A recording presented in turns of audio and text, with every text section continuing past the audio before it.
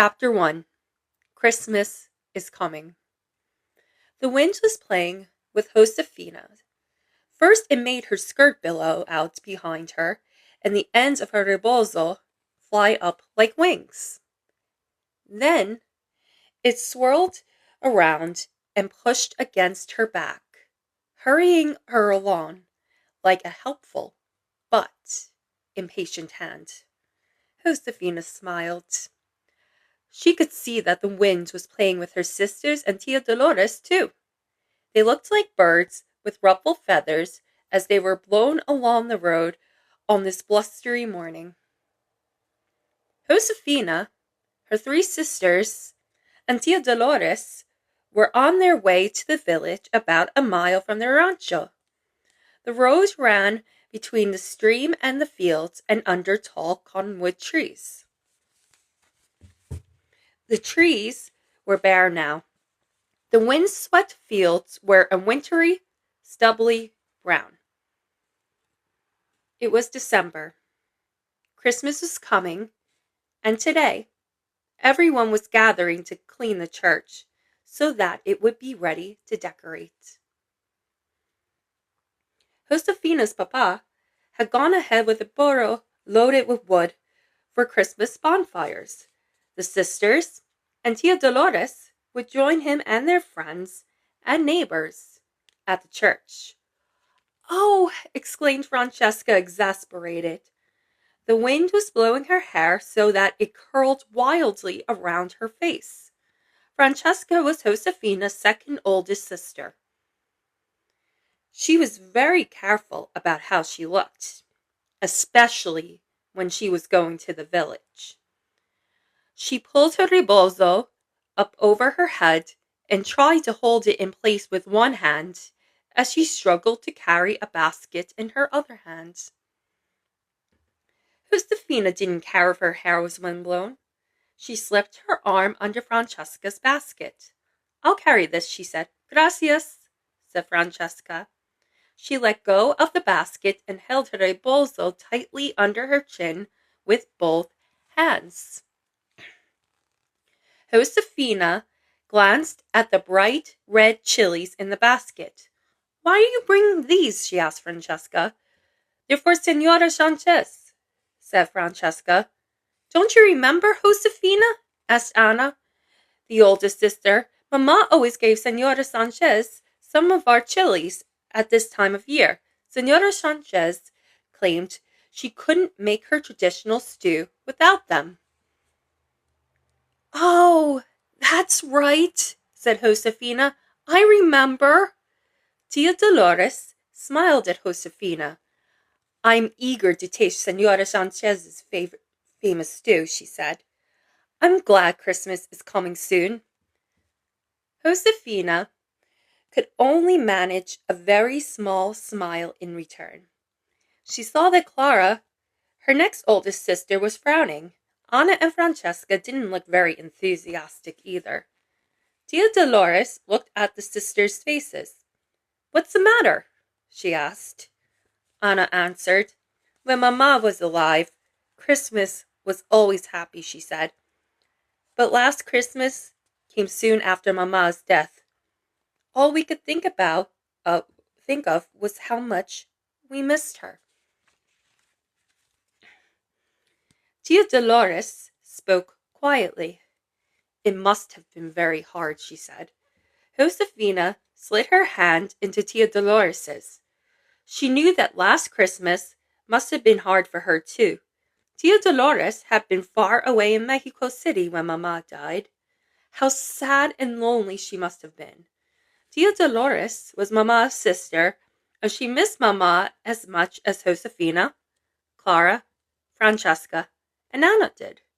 A few months ago, Tia Dolores had come to stay on the rancho to help Josefina's family. And for that, Josefina was grateful every single day. I'm sorry, I don't accept guest hosts, but you're welcome to stay and enjoy the story. "Last year, Christmas was very quiet," said Francesca. "There were no parties or dances out of respect for Mama. no one felt like celebrating anyway. For a while, the sisters and Tia Dolores walked without talking. They were all remembering last year and wondering what this Christmas would be like. Josefina listened to the stream as it splashed over rocks and around curves. The stream flowed steadily and cheerfully. Josefina wished she could be as carefree about the holiday that lay ahead. She asked Tia Dolores about one thing that was worrying her. Would it be wrong to be happy this Christmas? She said. Would it be disrespectful to Mama? No, I don't think so, said Tia Dolores. The year of mourning has passed. Christmas is a blessed time. I'm sure God means for us to be happy and to celebrate the birth of a son, Jesus, or Jesus. She looked down at Josefina. And I'm sure your mama would want you to be happy. She'd want you to pray and sing and celebrate with your friends and neighbors. See, Anna agreed. Mama would want us to follow all the Christmas traditions. I think so too, said Francesca. Should read Icebreaker. Is that a book? Because maybe when I'm done with this series, I'll look into reading that. Well, Clara said flatly, we may follow the traditions, but they won't be the same without Mama. Somewhere inside Josefina, a knot tightened. Clara is right, she thought. Mama loved Christmas traditions, Josefina said to Tia Dolores. She even started a new one in our family. Every Christmas, she'd make a doll dress for... Oh, Josefina, exclaimed Anna, interrupting. You're talking about Nina, aren't you? Nina should have been given to you last Christmas. Oh, I'm reading Josefina's Surprise, A Christmas Story. It's from the American Girl series. I actually have the miniature doll here, Josefina. It's actually the third book in the series, but I have the videos from past stories, from the past chapters on my page, so you can always catch up there. Thank you for all the likes, everybody. Really appreciate it.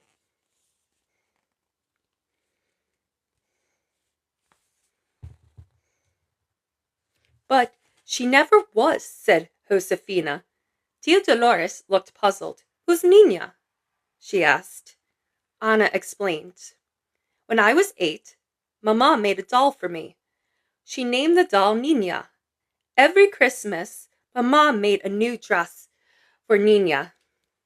Then, the year Francesca was 8, I gave Nina to her. See, said Francesca. And the Christmas when Clara was 8, I gave Nina to her. Of course, last year Mama was not here to make a dress for Nina, said Anna sadly. She turned to Clara. But you could have given Nina to Josefina anyway, Clara. What happened? Josefina was curious to hear Clara's answer, but Clara only shrugged and said, I guess I forgot. Never mind, Clara, said Tia Dolores. You can give the doll to Josefina this Christmas. I'll help you make a new dress for her. Where is Nina? I've never seen her. I haven't seen her in a long time either, said Francesca. Neither have I, said Josefina, looking at Clara. Oh, she's around somewhere, said Clara. Her voice sounded unworried, but for just a second, a troubled look clouded her eyes. The look came and went so quickly, Josefina thought she must have imagined it. Francesca, who was messy, liked to tease Clara, who was neat. Heavens, she said. Do you mean to say that you've lost Nina? She's not lost, said Clara crossly, kicking a pebble with her shoe. I told you. She's around somewhere. I'll look for her when I have time. Would you like me to help you look? Josefina asked. She didn't want to make Clara more cross, but she really did want Nina. Christmas is coming soon and... I know, said Clara sharply. I don't need any help. I'll find her. Of course you will, Clara, said Tia Dolores. Tia Dolores sounded so sure that Clara would find Nina. Josefina wished she could be as sure. How could Clara possibly have misplaced something as precious as Nina? Where could the doll be? At that moment, Josefina made up her mind. She was going to look for Nina herself, no matter what Clara said. After all, Nina was supposed to be hers.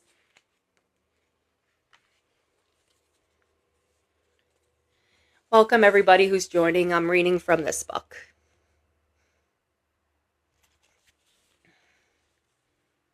Josefina's decision to look for Nina cheered her. She couldn't help feeling a little hopeful, just as she couldn't help feeling a little excited because she heard music. Josefina quickened her steps. The music was faint but clear, floating up from the village. Listen, said Tia Dolores. They all lifted their faces and listened. The music grew louder and stronger. It seemed to urge them along. Come along! Come along! Soon they were all walking so fast they were practically dancing. Josefina's thick braid bounced against her back, and even sensible Clara skipped a little bit. The sound of the music in the air, with the spicy scent of burning pinon wood. As they came to the village, they saw smoke rising up from the chimneys into the cloudless blue sky. It was a small village. Josefina knew everyone in all of the 12 families who lived there. She knew their houses too, which were built close together and seemed to lean towards each other like old friends. The houses were made of earth-colored adobe. They were surrounded by hand-packed dirt, fence pens for the animals, and vegetable gardens, now sleeping under bumpy winter blankets of brown dirt. Most of the houses faced the clean-swept plaza at the center of the village. The biggest and most important building in the village was the church. It was 1 story tall, except for the front, where the bell was hung high above the doors. Hi, welcome. I'm reading from this book tonight. Today, the doors of the church were wide open. People scurried in and out, carrying brooms and brushes, tools, and scrubbing racks. They hauled big, sloshing tubs of water up from the stream. Buenos dias. It's good to see you. How are you today? Everyone called out when they saw Tia Dolores and the sisters. Buenos dias. We're very well, thank you, they called back over the sound of the music and the noise of dogs barking and hammers pounding. People were talking, and every once in a while, Josefina would hear swoops of laughter from the little children as they chased one another.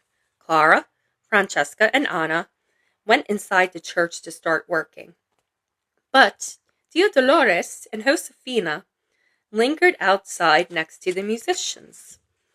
One man was playing a guitar, and 2 others were playing violins. As Josefina and Tia Dolores listened, the music changed. The men began to play a slow, sweet song. All the noise and conversation seemed to fade away for Josefina. All she could hear was the music. I haven't heard this lullaby since I was a child, said Tia Dolores. She hummed along with the music for a moment and then asked Josefina, Please, will you sing it for me? Josefina nodded. Very softly, she began to sing. Sleep, my beautiful baby. Sleep, my grain of gold. The night is very cold. The night is... Josefina's throat tightened, and she couldn't finish the song. She turned her head away and looked down at the basket of chilies she was carrying so that Tia Dolores wouldn't see that her eyes had filled with tears. But Tia Dolores had seen them already. She put her hand under Josefina's chin and gently turned Josefina's face towards her. Mama used to sing that lullaby to me when I was little, said Josefina, and we always sang it together at church on Christmas Eve to baby Jesus. Tia Dolores used the soft edge of her sleeve to dry Josefina's cheek. Then she asked, "Does everyone sing it?" "Everyone sings the end," said Josefina, "but not the first part. That's sung alone by the girl who is Maria in Las Posadas." "You know," said Tia Dolores, "you're old enough to be Maria." "Oh, I couldn't," said Josefina. Her heart pounded faster at the very thought. Las Posadas was one of the most important and holy Christmas traditions. For 9 nights in a row, everyone in the village acted out the story of the first Christmas Eve, when Maria and Jose were searching for shelter before baby Jesus was born. A girl took the role of Maria, riding a burro just as Jesus' mother did, and a man took the role of Jose. Maria and Jose and their followers went from house to house asking for shelter. Again and again, they were turned away, until finally they were welcomed into the last house on Christmas Eve, the final night of Las Posadas. Everyone was welcomed into the church instead of the house, and then midnight mass began. "Sometimes," said Tia Dolores thoughtfully, "a girl wants to be Maria because she wants to pray for something special. I wonder what your prayer would be, Josefina, if you were Maria." Josefina did not have to wonder. She knew what her prayer would be. I pray that this will be a happy Christmas," said Josefina, "for us and for Mama in heaven." Tia Dolores smiled. "That's a good prayer," she said. "Are you sure you don't want to be Maria?" Josefina listened to the last notes of the lullaby. Part of her wanted to be Maria, but part of her knew she couldn't do it. "Last year, I could hardly sing the songs in Las Posadas," she said. "They made me so sad because they reminded me that Mama was gone. I'm afraid it'll be the same this year." She shook her head. "I couldn't possibly be Maria." "I understand," said Tia Dolores. "It's still too soon for you." She tucked a strand of Josefina's hair behind her ear. "Let's go in now." Josefina nodded and walked into the church with Tia Dolores. The church was usually a quiet, solemn place, and dim because the windows were very small and set deep in the thick walls. But today, it was busy and noisy. Light poured in from the open doors and peeked through gaps in the roof where it had been damaged in a storm that fall. Everywhere Josefina looked, she saw friends and neighbors and workers from Papa's rancho who'd put aside their usual chores to come and clean the church. Senora Sanchez, Senora Lopez, and several other women chatted together as they swept. Josefina saw Papa's sister, Tia Magdalena, with a group of women who were polishing candlesticks. Anna, Francesca, and Clara were in a group of girls who were dusting. Boys, who were supposed to be scattering water over the floor to settle the dust, were splashing each other. Most of the men of the village stood together, their arms crossed over their chests, looking up at the roof and discussing the damage caused by the storm in the fall. Josefina saw Papa standing with the men. Then Papa excused himself. "There you are," he said to Josefina and Tia Dolores. "I was looking for you." "We stopped outside to listen to the music," Tia Dolores explained. "I might have known," Papa said. His eyes twinkled. You two are the musicians in our family. Josefina could tell that Papa's compliment pleased Tia Dolores because she blushed a little. Well, she said, we're ready to work now. Good, said Papa. He caught the eye of Senor Garcia, who came over.